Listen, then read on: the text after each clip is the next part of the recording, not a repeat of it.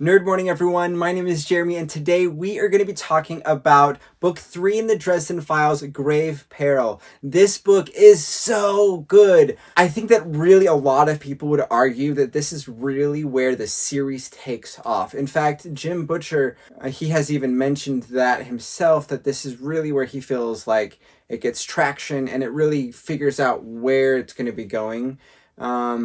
And there's just so much here to unpack and talk about because it's so good. So we start out the story with Michael Carpenter, who is a Knight of the Cross. So this is a really interesting expansion of the world here, who's teaming up with Harry Dresden, and they are going over to a hospital to fight a ghost who is killing babies in this nursery. And so that's this really big deal, and they go in there, they have this epic fight. It's so cool, and we learned that there is a lot of supernatural upheaval that's been going on, particularly with ghosts and stuff like that in the city. And Michael, this knight, is teaming up with the wizard Harry Dresden to deal with this stuff inside of Chicago.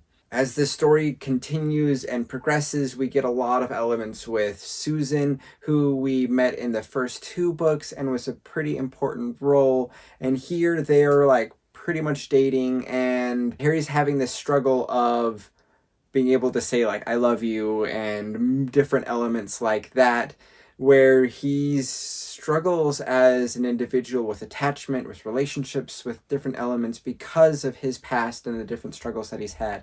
And so I think where the second book particularly, I feel doesn't have as much character growth, this one has a lot of character growth, a lot of things going on with Harry. And with the characters of Michael Carpenter, Charity Carpenter, we see a lot of dynamic elements with the characters. And we also have Father Forthill, who is a Catholic father, and there's different elements with that.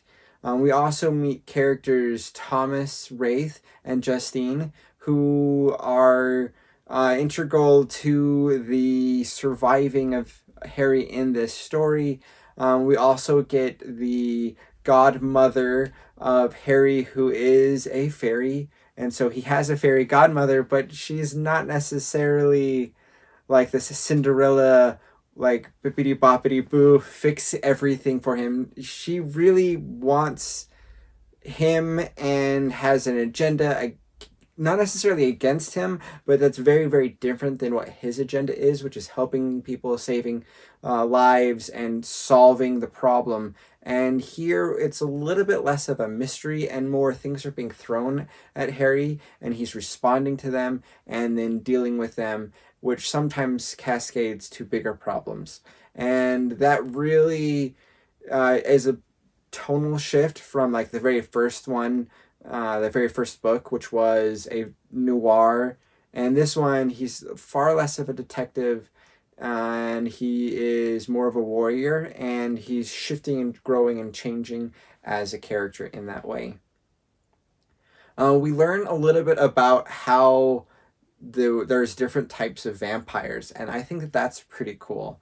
So we have the red vampires, which are the ones like Bianca, who we met in the first book. We do interact with Bianca on a reasonable amount in this book, and we find that there's some maybe responses that were given or something, I don't know, of these aren't vampires like in Bram Stoker's Dracula, why are they so different? And then we learn that the Black Court have a lot of those iconic traits of garlic and other types of things that we disregarded or said didn't really apply with the vampires in book 1 particularly. And so we have this new division that's created, and it makes a new interesting variety, and I think that that's pretty fun. And some people who are diehard vampires are this way can have the satisfaction of that being in existence with the Black Vampire Court. And then we have the White Court vampires, and they are essentially the succubus of these books. And Thomas Wraith is actually a white court vampire or a succubus. And that's a interesting new element which also fits well with the tone and flavor of these books. I think one of the best, most interesting parts of this book is that there is this party that is being hosted. Bianca is being recognized and her status inside of the Red Court is being raised. And so all of the other supernatural individuals who have rank or import are invited to come to this party. And apparently it's a costume party, and Harry does not want to go, but he's supposed to come there and represent the White Court, and narratively he's put in a position where he needs to go and make an appearance, and so he dresses up as a cheesy vampire, like fake fangs, makeup, like I think they describe it as like a clownish, and like that's very different. And everyone's like these like really sexy vampire variations, like they're dressed up as different things or very elegant with tuxedos, and here he's dressing up like it's a bad Halloween costume, which is like really insulting to all of these actual vampires. And I just love that he's like willing to like snub them, even though he's like walking into this den of monsters. And that's just a really, really fun scene. And one of the highlights, I think, in the series. I just get really, really entertained by it. So yeah, I really enjoyed this book. So let's talk about some of the things. So the theme of this book, I would really say that there's love and commitment are big elements for Harry in this, and being able to work through and have acceptance for that for himself. Other ones is promises, where we start to involve ourselves with the Fae or the fairies of the Harry Dresden world. We learn that there are promises and exchanges, and those are very, very important to the Fae. And so senses of promises and commitments, things like that, really have a heavier weight to it in this story. And then I think with Michael Carpenter, with being a Knight of the Cross, we have this like string of Christianity that's kind of brought in here. It's not a heavy thing. We have, you know, definitely elements of the occult and mythology, and with fairies and the Fae being brought in here as well. We have a whole bunch of different belief systems, cultures, and ideas that are being like blended together here. But with Michael, he is he's a good guy, and he like questions, can you even lie to somebody if they are a villain or a monster? And he doesn't think that that's right, and he always wants to be doing things honorably, and he believes in right and wrong. And as Harry is thrown into these situations, he's been kind of pushed and prodded towards this idea that he has to do whatever is necessary to accomplish his goals. And here we have this other side, this voice that says we have to do things nobly and honorably. And I think that that contrast is really interesting and also very helpful to guide Harry in a good, positive direction as the story grows and continues and expands further along in this series. Another big thing about different books and how good they are or how useful they are is pacing.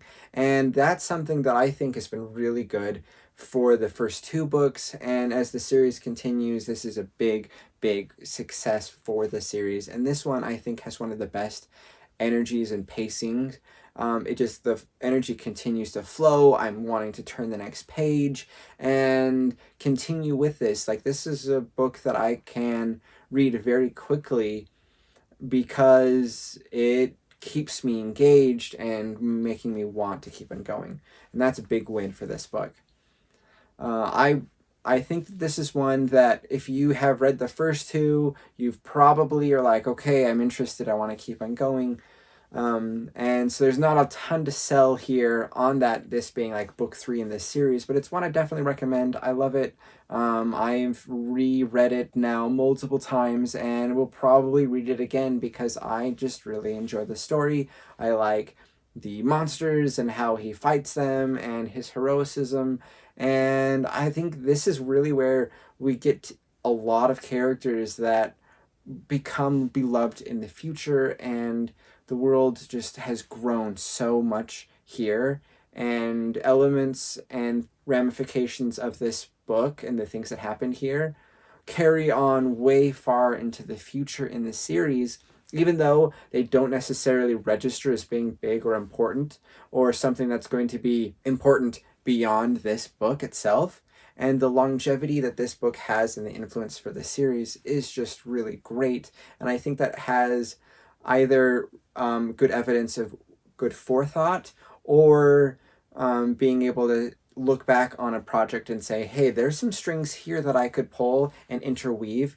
And I think that there's probably a bit of both in that, you know, with the creative process. And I don't know exactly how Jim Butcher has mapped everything out. I imagine a big long-term plan, and then, you know, certain things where you go, oh, I think I want to tap that idea a little bit farther and insert that in. And this one just had so much here to be able to pull from, and that just kind of shows the wealth and goodness of the storytelling in this particular book. So those are some of my thoughts that I have on the book Grave Peril. I think it's so good. There's some of the best lines in this book. There's some things that are super quotable and things that I really, really enjoy. And I'm so grateful for that clever dialogue, that witty banter that this has. Again, great, great book, and I highly recommend it. Thank you guys so much for watching. If you guys enjoy this, be sure to give it a thumbs up, as well as subscribe if you are interested. I'd love to have you along with this journey.